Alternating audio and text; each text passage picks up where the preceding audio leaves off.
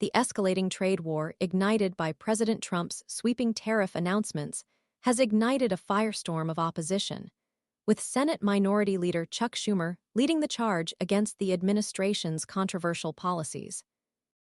The president's plan, imposing a 25% tariff on a vast array of imported goods from Canada and Mexico, excluding Canadian energy, which faces a 10% levy, and a 10% tariff on Chinese imports, effective Tuesday, has sent shockwaves through the global economy and sparked fierce domestic backlash.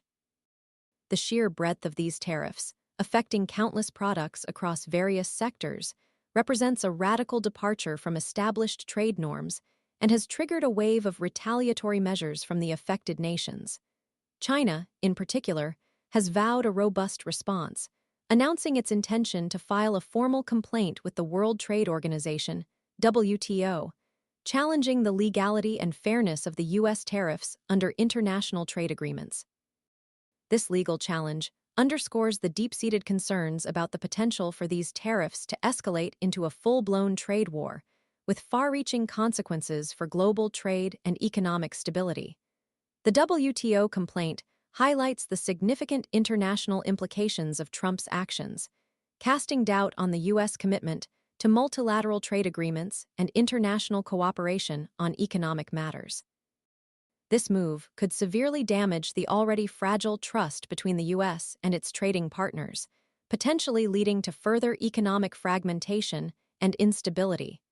Beyond the international repercussions, the domestic implications of Trump's trade policies are equally alarming, prompting widespread criticism from Democratic leaders who warn of potentially devastating consequences for American workers and families. Ken Martin, the newly elected chair of the Democratic National Committee, sharply criticized the blanket tariffs, arguing that they will disproportionately burden working families while granting corporations an undeserved reprieve. This assertion highlights a key concern among critics, that the benefits of the tariffs, if any, will accrue primarily to large corporations, while the costs will be borne by consumers through higher prices and reduced purchasing power. The potential for job losses and economic disruption in key sectors heavily reliant on imported goods underscores the gravity of the situation and the potential for widespread economic hardship. In a symbolic yet significant move, Senators Chris Coons of Delaware and Tim Kaine of Virginia introduced a bill aimed at curbing the president's unilateral authority on trade matters.